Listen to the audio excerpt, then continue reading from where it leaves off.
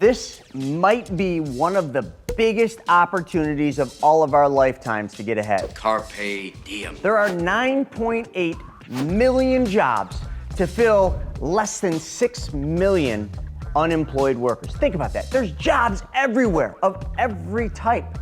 So what's the problem? Because since the pandemic, there's been a major hole, and that hole is there's just not a lot of workers. Workers literally just vanished. About 3 million workers in the United States of America up and vanished after the pandemic. They just no longer are part of the workforce. In one of the times that I would argue is the biggest opportunity. People are making more money, there's more opportunities, there's so much going on out there. So what is going on? Is this the Fed's fault? Did COVID just scare people straight out of working? I'm done with it. Are people just sitting at home in their parents' homes? You live with your parents? That's what we're gonna talk about in this episode of What Now, What's Next?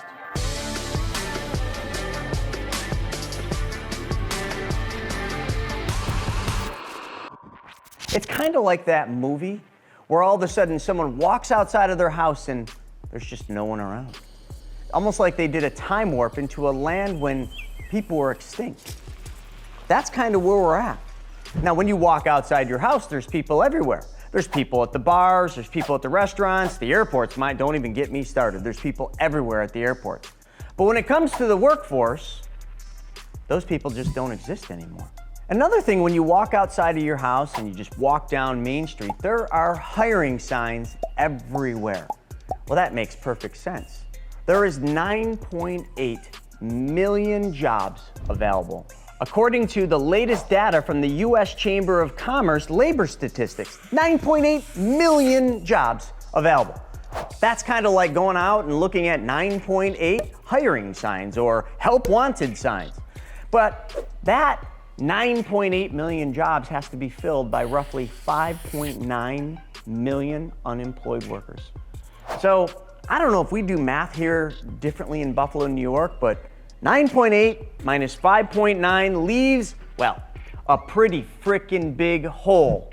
And if you follow Ray Dalio's teachings and everything he talks about, especially his video, How the Economic Machine Works, one of the most important metrics for an economy is productivity growth. Let me repeat that. Productivity growth. Not printing money growth, not $5.1 trillion of money that came out of thin air growth. I mean the good old-fashioned get down and get working productivity growth, because that's the one that really matters. But you see, we've kind of gotten off of that. We've really kind of worked into an economy and into a society where growth isn't even real. It's kind of like so many other things. It's almost like we put on those 3D goggles, and I don't mean the little red and blue ones we used to watch 3D movies with. I mean the ones you put on and all of a sudden your reality is augmented.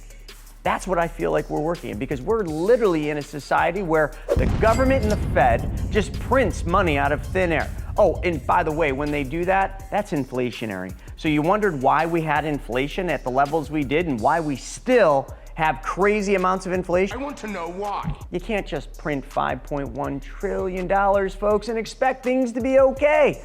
No. That means when they print $5.1 trillion, it reduces what your current dollars can buy, which means it takes more of your current dollars to buy a loaf of bread, a gallon of gas, a new car, a new shirt, a bag, maybe those Gucci shoes that you've been looking at. These shoes are $300.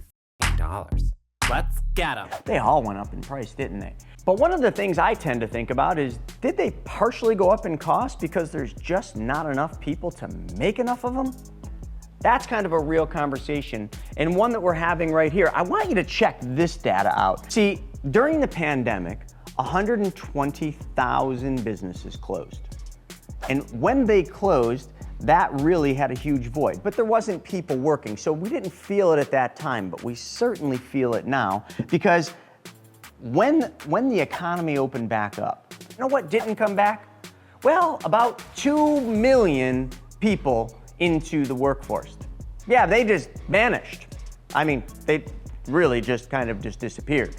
So if you look at the data, there's a shortage of about 3 million workers, but definitely 2 million of them just up and well, they're no longer.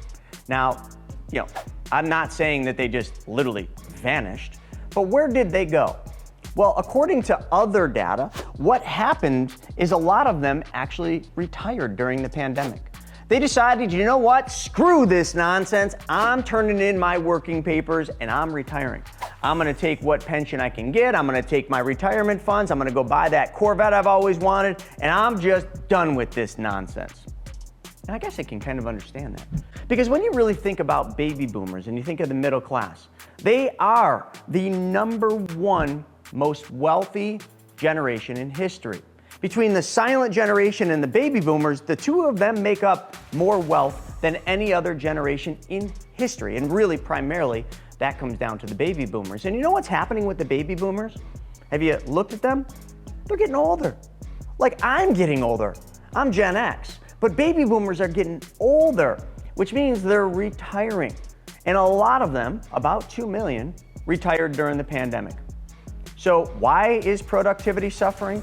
Why does it seem like there's such a void from jobs to workers? Well, because there really is. People just aren't working anymore.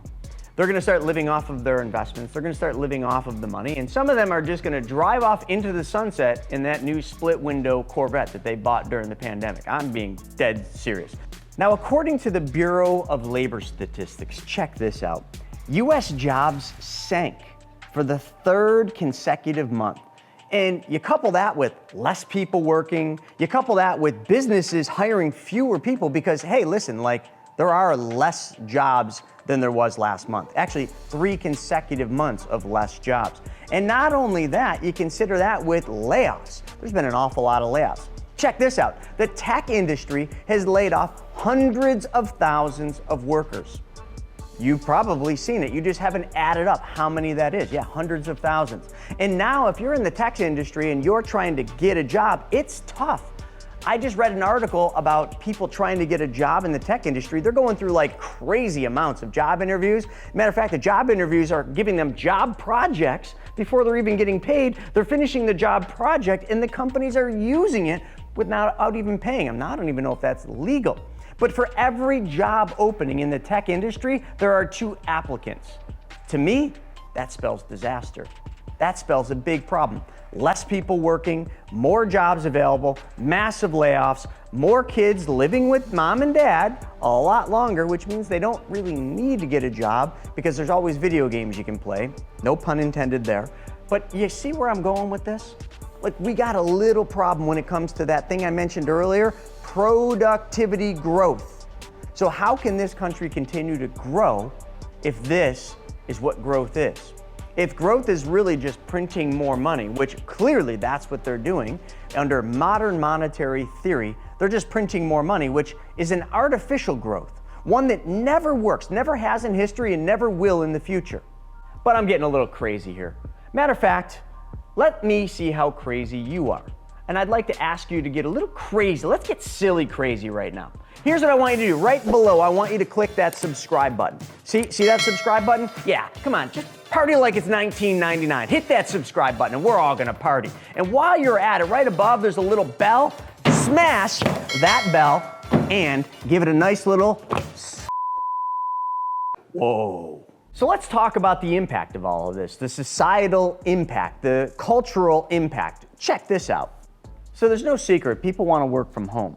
I mean, the pandemic had us all working from home, so a lot of people just naturally made that part of their life. They created bedrooms into offices, basements into major offices and studios, and they're working from home. And not only are they working from home, most people, according to this article by CNBC, expect their starting pay to be $80,000. I got a little carried away there, but that's what they want. Like, they roll out of bed, like 18 years old, and they want their starting pay to be $80,000. But not only that, college degrees aren't even effective anymore. According to AP News, well, what's the point in going to college? It's not gonna help you anymore. Here's another article by Prudential, actually. More people are living with their parents.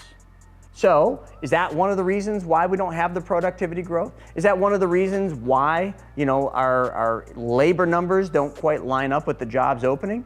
Could it truly just be that kids today don't want to work unless they make $80,000 a year. Maybe I'm just getting old, because I remember back when I was 14, I wanted to work. I worked on a farm for $3.50 an hour, or was it $2.50 an hour? But then when I got a real job, I remember being psyched about making $4.50 an hour. And today, like, they roll out of bed and have barely any real job experience and they want to make $80,000. At a 40-hour work week, that works out to be about $38.50 an hour. That's just what people want for the starting pay. Now I'm 46, so that takes me back to what, the 80s, I believe, 80s, 90s, when I was making $5 an hour, and now it's $38.50 an hour, adjusted for inflation. No, it ain't working that way. That should be about $18 an hour by all intents and purposes, and that would probably be good. This all brings me to one thing that I think all of you are very well aware of, and they're calling it the Great Wealth Transfer. This is a really cool topic, so I want you to pay attention.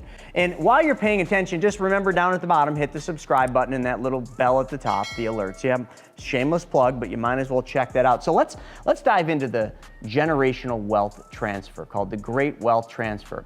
So if the wealthiest generations in history are baby boomers and the silent generation, if we were to take both of them and put them together, that works out to about $72.6 trillion, which will transfer to their heirs. So who are the heirs that will receive the majority of this?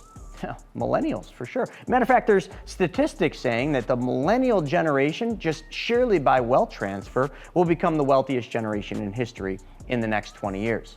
So the silent generation and the boomers are looking to pass down about $84.4 trillion by 2045 is what they're saying, with about $72.6 trillion of that money passing on to their heirs. The rest will kind of get gobbled up in estate taxes and various other things. But $74.4 trillion is a lot of freaking money. So according to a survey that I just read, half of the millennials out there expect to receive an inheritance of $350,000. Now I want you to hear one word there: expect. Millennials expect to receive $350,000 in an inheritance. Now, could that be one of the reasons why they're living at home longer, trying to butter up mom and dad? I'm just kidding, but could it be? Is that another reason why a lot of millennials maybe don't want to go to work? Is that why they're not entering the workforce for any less than $80,000? They're like, well, 80,000, but I'm going to be getting 350 grand, so, I just got to wait this thing out. But here's the silver lining to all of this. Let's just assume that 250,000, I'll split the middle, 250,000 passes down as a normal inheritance. That means that these millennials have $250,000 more to go out and jump up the economy. Because as you all know, I constantly talk about the economy taking a nosedive. I talk about the stock market taking a really big nosedive. I even talk about real estate values taking a nosedive. Now, you don't have to believe me. You don't have to even agree with me, because it's going to happen. But when it happens, it's going to deflate the pricing of assets. I mean, your cars are going to be able to be bought less, your houses are going to be able to be bought for less, and you're going to be able to invest money into stocks and businesses that are a lot less than you can today. So that all spells a really, really good scenario for the people receiving these inheritances. And it also spells a really good sign for where the economy will be in the future, because with this great wealth transfer going to the next generation who, by all intents and purposes, have not really figured out how money really works. Hopefully, they're all watching this video right now and learning how money works, how to take back control of their money, and how to be the bank. But most of them are not. So what are they going to do? Spend like it's 1999 all over again. So I think in the future, not now, not in the near term, but in the future, by 2045, this great wealth transfer is going to do wonderful things for the economy, wonderful things for the price of assets. So remember earlier I said this could be one of the biggest opportunities of all of our lives? That's right. So are you getting ready? Now is the time to save money. Now is the time to prepare and preserve the money you have. And now is the time, as I mentioned earlier, with all the opportunities of jobs, to go out there and make hay, because that hay will go to work and change your life in the future. Folks, this has been another episode of What Now? What's next? So let me ask you, what's next for you? Hey folks, if you liked this video, check this one out right here. That video will help get you prepared on how you can take back control of your money and how you can be the bank. We'll see you next time.